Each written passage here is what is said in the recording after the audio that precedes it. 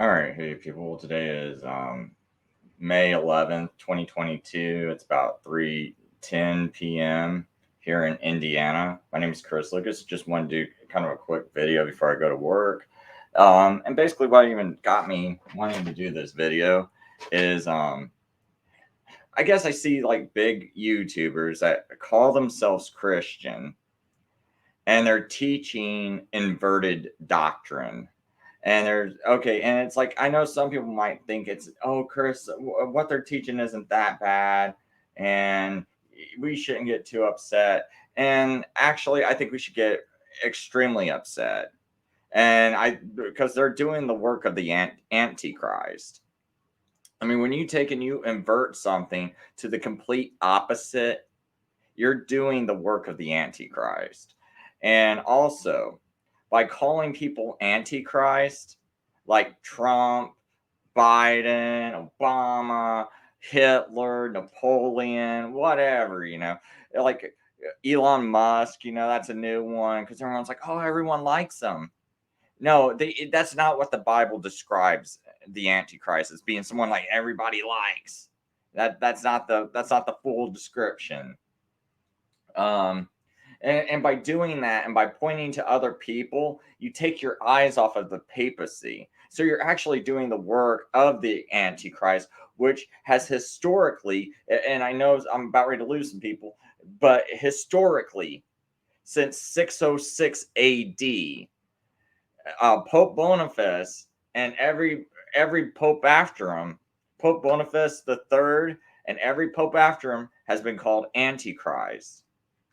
And I have some links in this video description of and one of them's this guy by the name of Joggler66, Jorg is his name. That has this really good video called the End Time Delusions number 37, where he goes over um what I just mentioned about Pope Boniface, and I have the timestamp to the exact part of it, so you don't have to watch the whole video. Just watch like about that 5-minute part that I got timestamped on that link. Now, the reason why this is important is when you keep having people look at Trump or Obama or someone else being the Antichrist, Elon Musk. I know he's going to be the next one people talk about. When you keep doing this, what you're doing is you're taking your eyes off the Pope. Now you're like, oh, we're concentrating on him.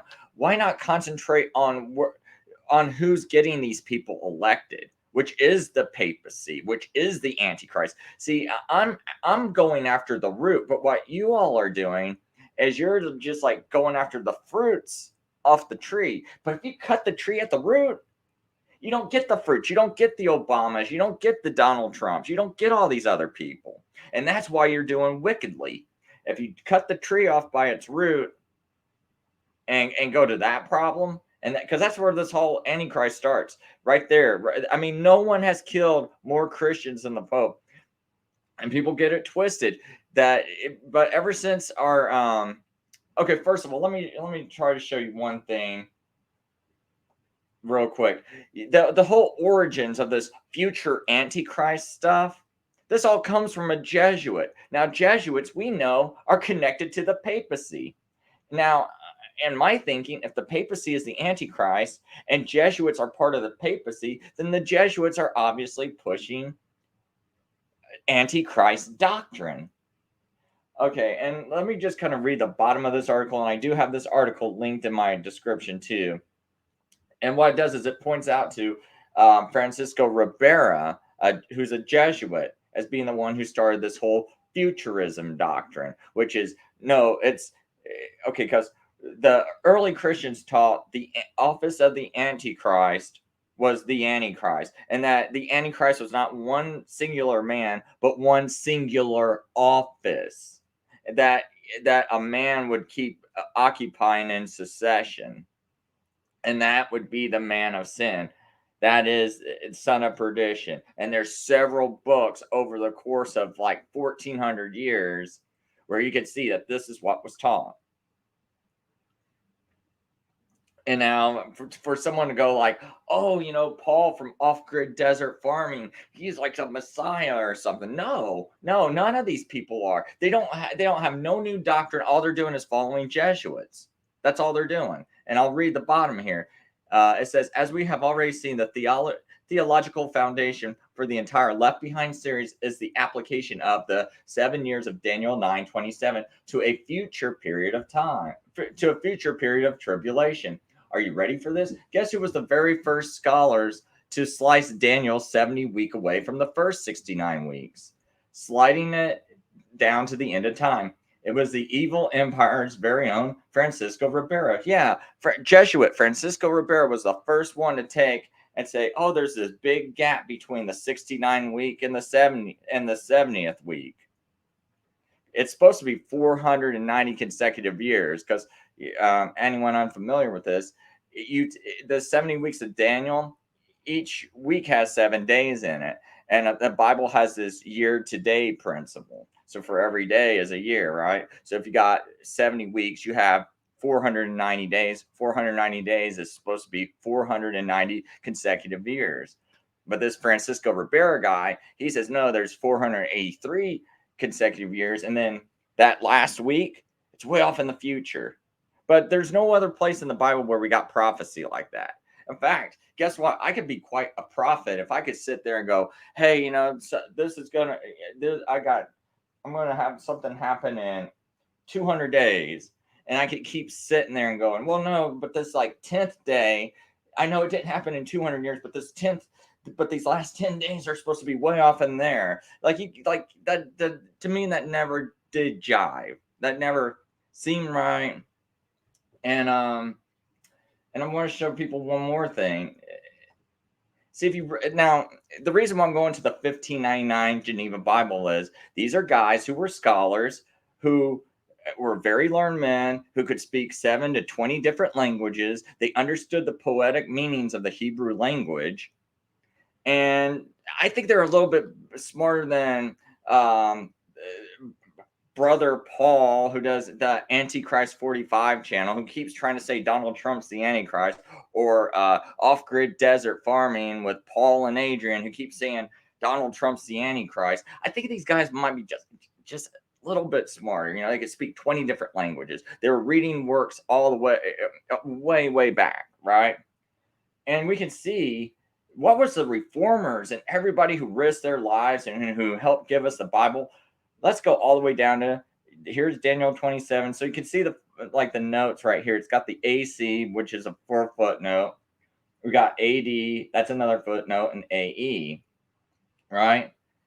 You want to know, and I've done this so many times, so I don't want to make this too lengthy, but it says Daniel 9:27, by the preaching of the gospel, he confirmed his promise first to the Jews and after to the Gentiles. Christ accomplished this by his death and resurrection. And so further on, you know, the last part of the verse, meaning that Jerusalem and the sanctuary shall be utterly destroyed for the rebellion against God and for their idolatry, or as some read, that the plague shall be so great that they shall be all astonished at them. So, and see, we read this, you know, and so it says, and he shall confirm a covenant with the many for 1 week, and in the midst of the week he shall cause the sacrifice and oblation to cease. See, they don't need a sacrifice, right? Because Jesus atoned for it. And for the overspreading of the abominations, he shall make it desolate, even until the consummation determined shall be poured out upon the desolate. Now, it also doesn't say, as soon as the 7th week is over, it's going to be desolate.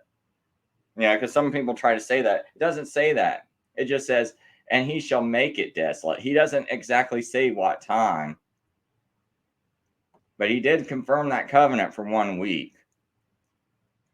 And it ended up becoming desolate.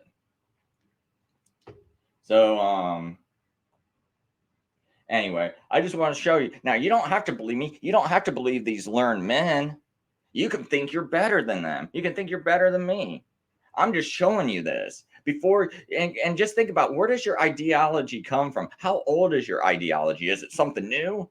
Because maybe it's some newfangled doctrine from the Antichrist that they just came out, you know, and try to lie to you and try to, you know, blind you, and you're becoming blind because you're allowing this Antichrist to rise on up. And see, think about this.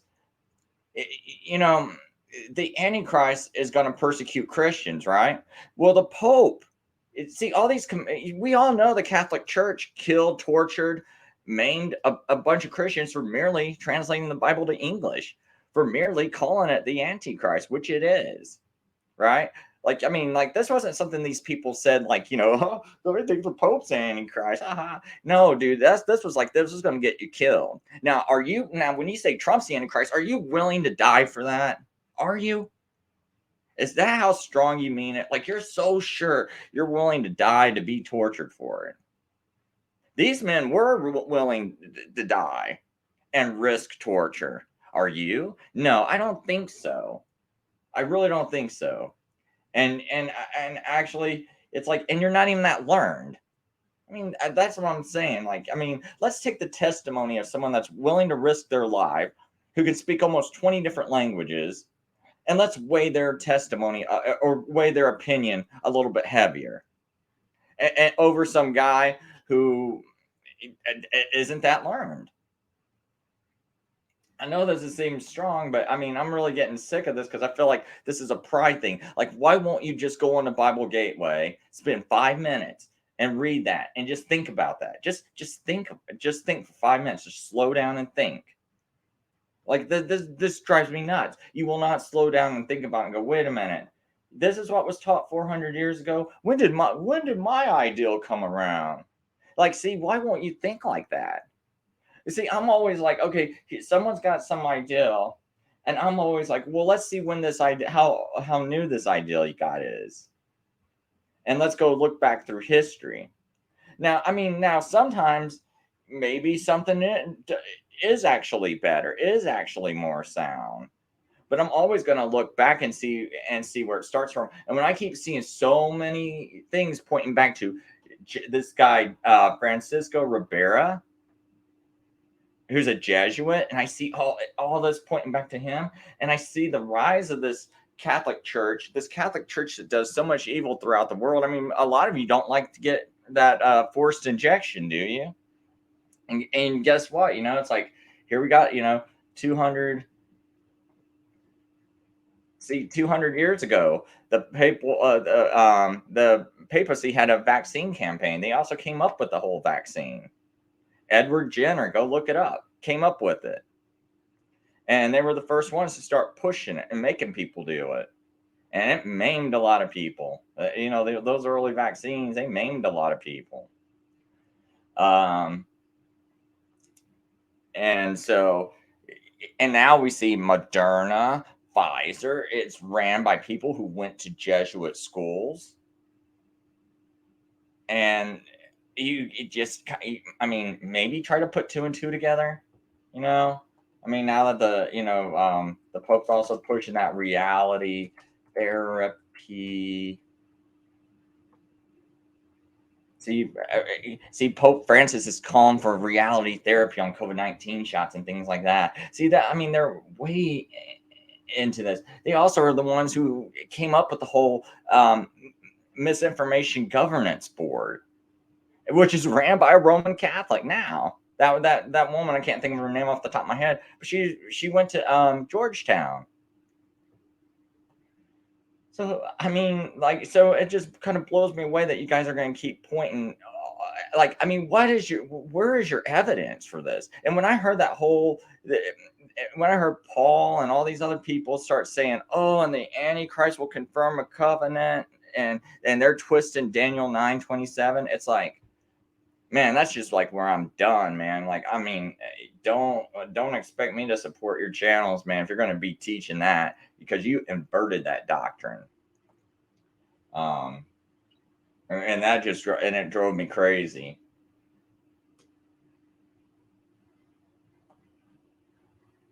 Hey, AK 1986, he says, hello, this is my first time here. I think all prophecies were fulfilled in Daniel. Yeah, I do too.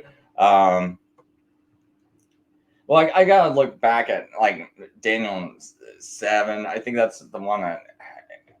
But I mean, pretty much like the one thing I do know for 100% certain is Daniel 9:27 was definitely fulfilled by Jesus. Like, it's already been fulfilled. I have to kind of. I can't. I'm not a person that can remember everything off the top of my head, so I don't know all of Daniel that well.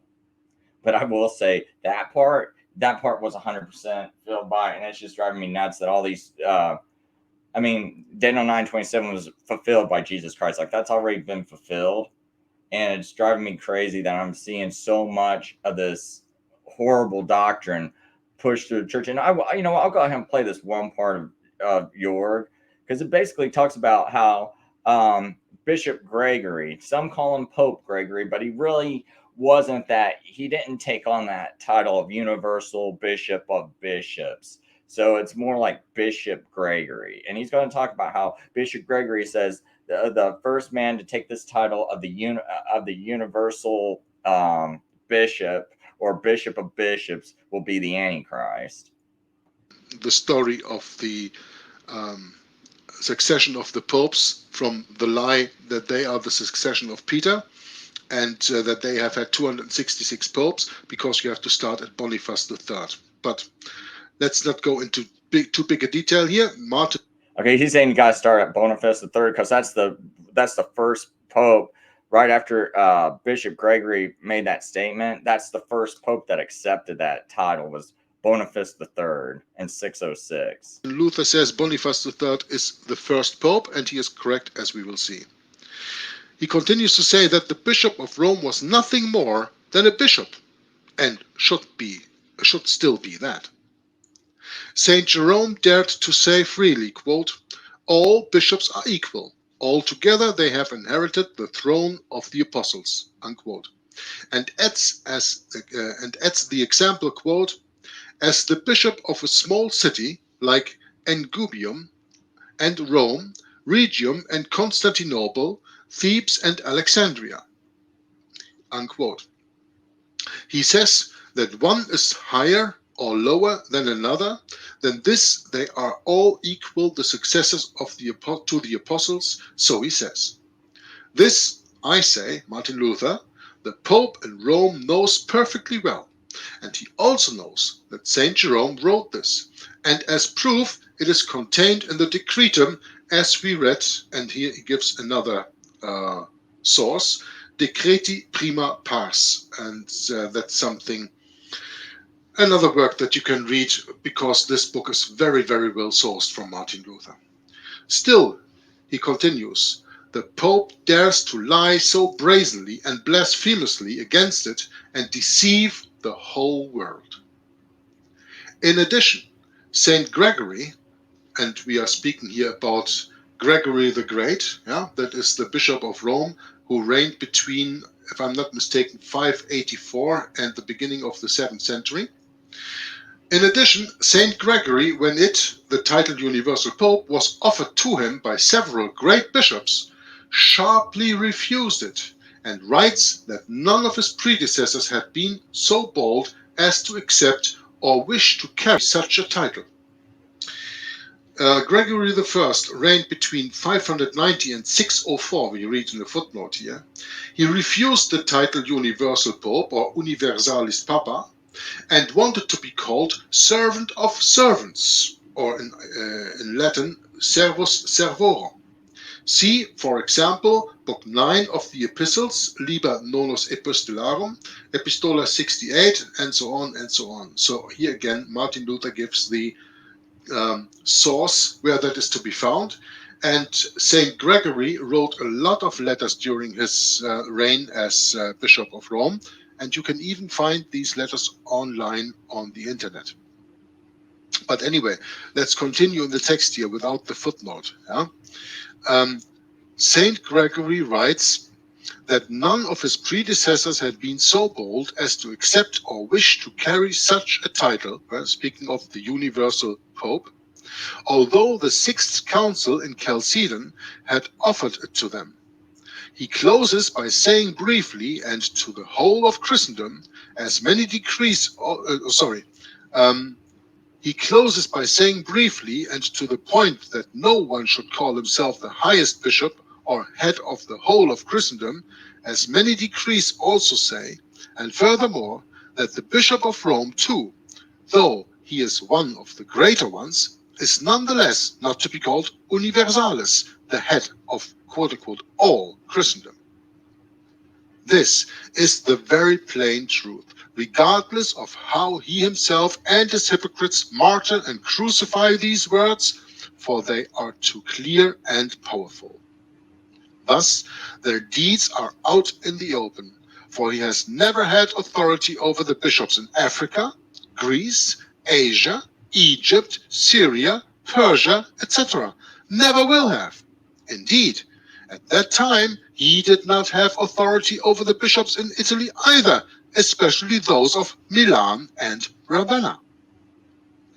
This Saint Gregory was the last bishop of Rome, and the Roman Church has not had another bishop since then, up to the present day, Martin Luther says in the 16th century, and that is even until today in 2021.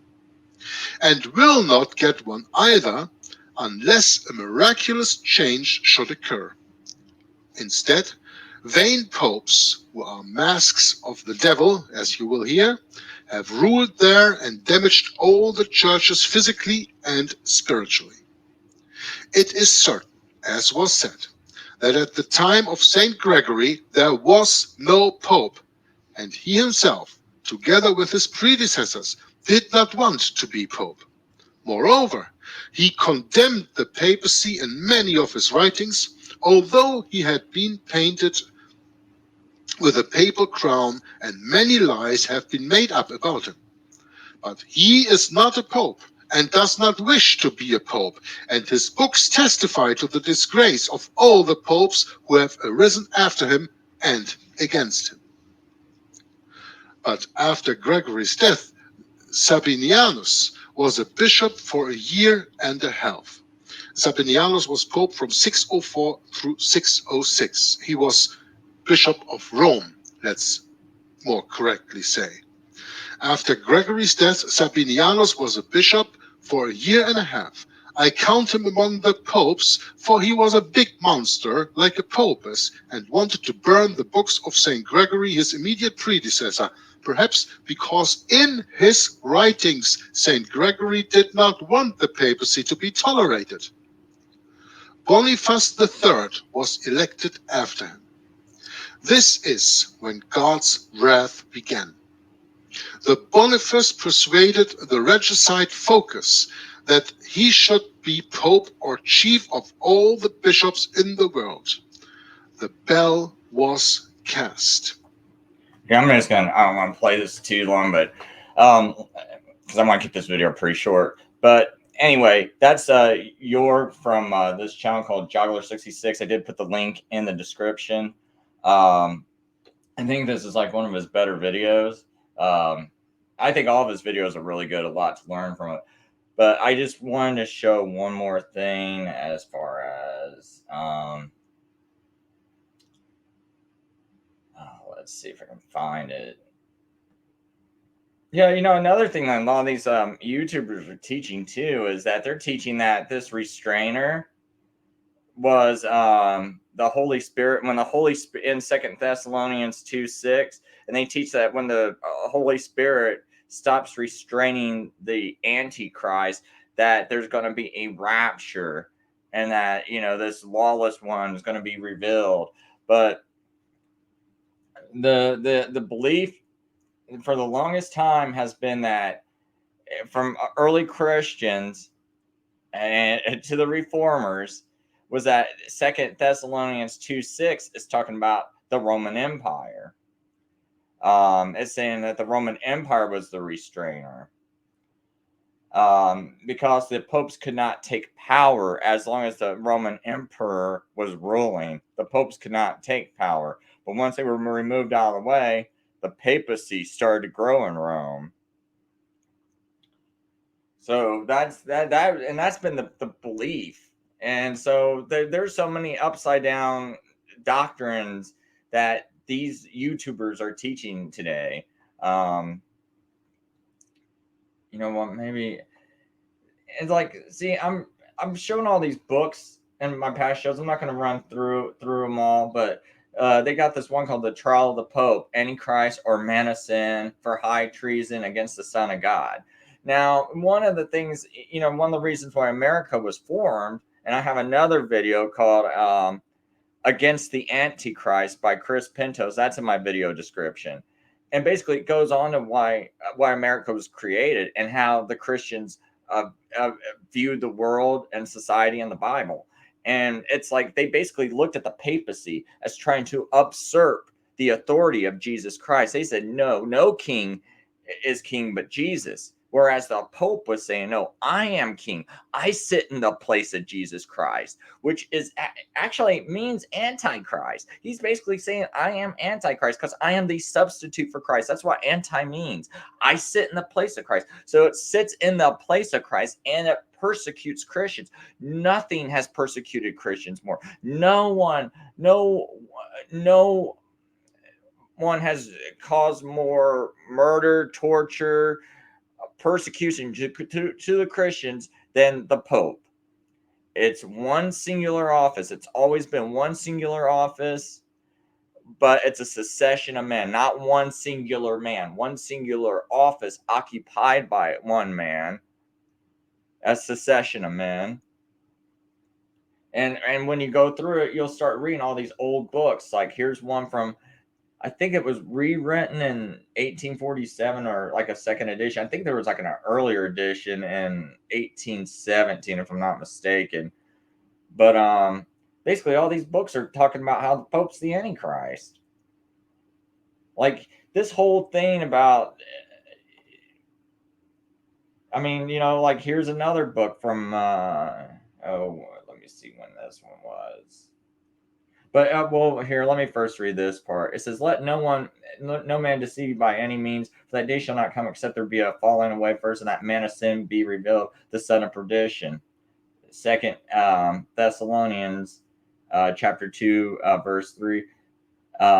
We find by this text that the great Antichrist is one single person, one egregious impostor who by the apostles styled the man of sin, the son of perdition. How ridiculous they are who make the great Antichrist to be a long succession of popes or a whole body of false doctors. Well, wait a minute. What book was this? Oh, wait a minute. This was a Catholic. Sorry. This was the wrong book. Oh, this was a Catholic thing. Yeah. This was a Catholic one I was reading.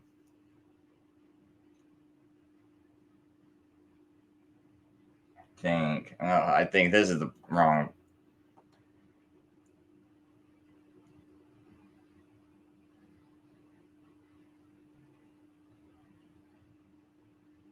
Okay, I'm sorry. There's a couple of Catholic sources I was looking at, and I don't want to get too far off.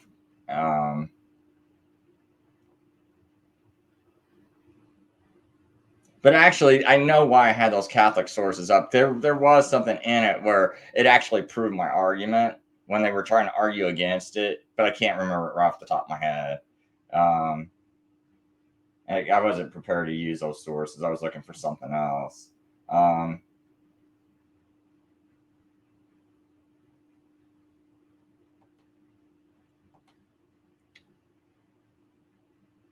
I just want to pull up a couple of older books though that showed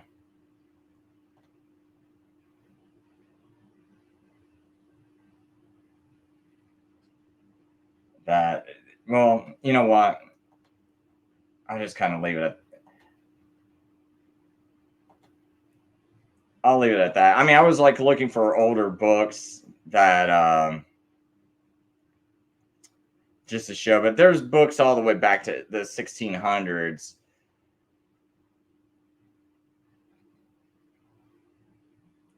Basically saying that the Pope is a succession of men. In fact, it's so when you see that it starts in 606 AD all the way to 1866, and the reason why they got that is a lot of people were teaching, a times time and a half a time, and or basically like like this Antichrist is going to.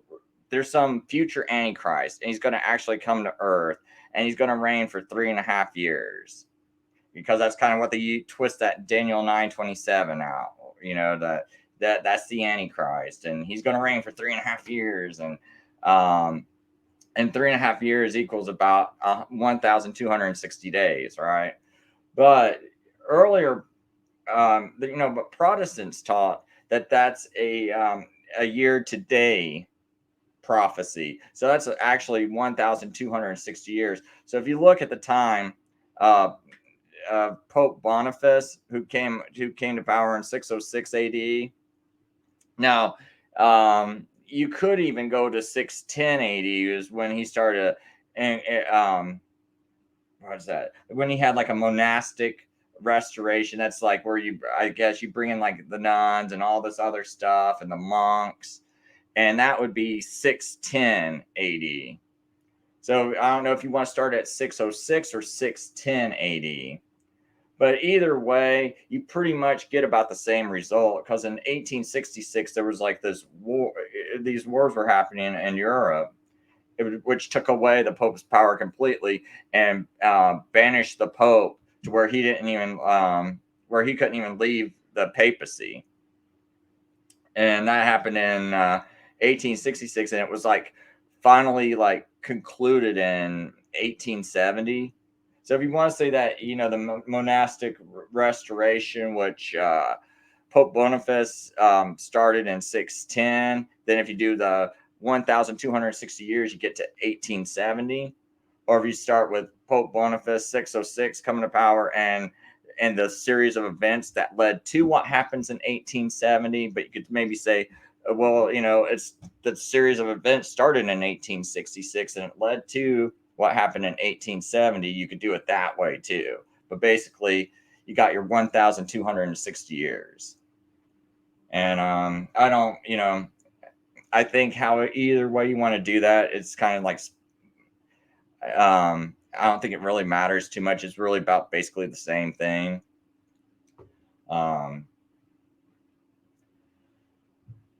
So anyway, I'm just gonna kind of leave it at that. I just don't understand all this, like how someone's gonna say Trump is the Antichrist or Obama's the Antichrist, when it really doesn't even compare to what the Pope has done over 1,260 years. I mean, like, literally kept the Bible out of people's hands. Literally try to keep darkness around everybody, because the Bible is light, and he's keeping the light away from you. He's keeping you in darkness. I mean, I don't know how you get more antichrist against that. Whether you want to interpret that word to mean against Christ or substitute for Christ, he can't be either one, even more than Donald Trump cannot be that any more than the Pope. How can you be any more against Christ than the Pope and doing what he did to Christians? And these should be considered your brothers and sisters. But maybe you're not Christian, so maybe you don't get offended. And maybe that's why people have such an easy time saying Trump's the Antichrist, because you're not getting very offended about your brothers and sisters that were maimed, murdered, and persecuted, because you're not a Christian. That's why it doesn't bother you. See, it bothers me. I mean, like, this really bothers me, what this Pope has done, what this Antichrist system has done. And I'm not going to take and say, oh, well, that wasn't that bad what you did in my family compared to what Trump's doing. No, no, no, no, no, no. What that Pope did is way worse than what Donald Trump did. That's way more Antichrist, whether either definition you want to say, against Christ or substitute for Christ. Way worse. Way worse. And you're not going to say, oh, well, that's nothing. Look at what Trump. No, no, no, no. That was way worse. And you're not going to belittle that. But that's what you're doing by saying, oh, Obama's the Antichrist. That means like, oh, well, what happened to those people wasn't that bad. Like, I mean, I guess that's another, like, that's why it feels so insulting to me. It's like, no, this is terrible. You know what I mean? But that's why also these people that do those kinds of videos that say Trump's the Antichrist, Obama's the Antichrist, and stuff like that, what history do they ever teach you? Do they ever tell you that Abraham Lincoln was killed by the Pope? Because that's the Pope's orders. No Catholic would have assassinated Abraham Lincoln without the Pope's orders. And yes, I got a book right here. It's written by a brigadier general who oversaw the trial of the assassination of Abraham Lincoln. He lived during the time of Abraham Lincoln. And he goes and watches the trial of the co-conspirators on trial. And his conclusion was There was so much proof you could convict the Pope of being behind the assassination. Why don't these people who talk about Donald Trump being the Antichrist, Obama being the Antichrist, how come they never tell you this kind of history? Because they're actually covering up for the Antichrist because they're part of the Antichrist system. And if you're not, come out of it. Wake up, humble yourself. But why aren't you talking about this? Because I'm talking about this. I come to your channels, I try and I say something, and what are you like? Sitting there going like, oh no, I know better than Chris. I know better than this guy. I'm not going to listen. Well, that's your pride. But you can't sit there and go, I don't know. I came to your channel personally.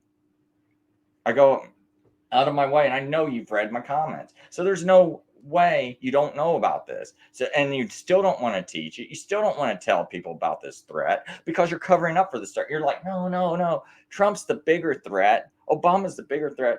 Meanwhile, this is the Antichrist that put Trump in office, that put Obama in office, that puts Reagan in office. This is the Antichrist right here that's putting those people in the office. But see, you just keep wanting to go after these little peons, but you don't want to go after the thing that's putting them in office. You don't want to go after the root of the problem. See, I'm wanting to cut the tree off at the root and kill this system, so people can wake up, so people aren't in darkness. But you just let's protect the tree. This evil tree that's bearing bad fruit, you just want to protect it. You don't want to go after its roots. And that's why I think most YouTubers out there are absolutely wicked. All these YouTubers calling themselves Christians, teaching you that Daniel 9:27 is the Antichrist. These people are absolutely wicked. And they have like and if you're not wicked, tell me how you're so much smarter than all the Christians that came before you that was teaching Daniel 9:27 is Jesus. They were all teaching that's Jesus, fulfilling that covenant. You're coming along and I'm showing you how this came from Jesuit Francisco Ribera, who's teaching you that that's something different.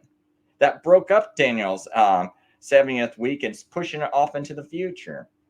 You see, really what you're denying here, if you think about it, you're denying that Jesus came in the flesh.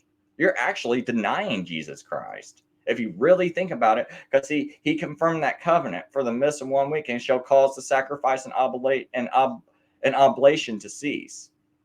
Okay, you know why he calls that sacrifice and oblation to cease? Because he's the sinless Lamb of God, right? And he died for your sins. So you don't need that sacrifice. See, that's been fulfilled by Jesus. So see, I'm confessing that Jesus came in the flesh by saying that Daniel 9:27 is talking about Jesus. You are denying Jesus came in the flesh. You are Antichrist because you're denying it. This is pretty simple. Now, I'm not going to say everyone who teaches this is not teaching some other false doctrine, but anyone who's teaching that Daniel 9:27 is the Antichrist, those people are Antichrist.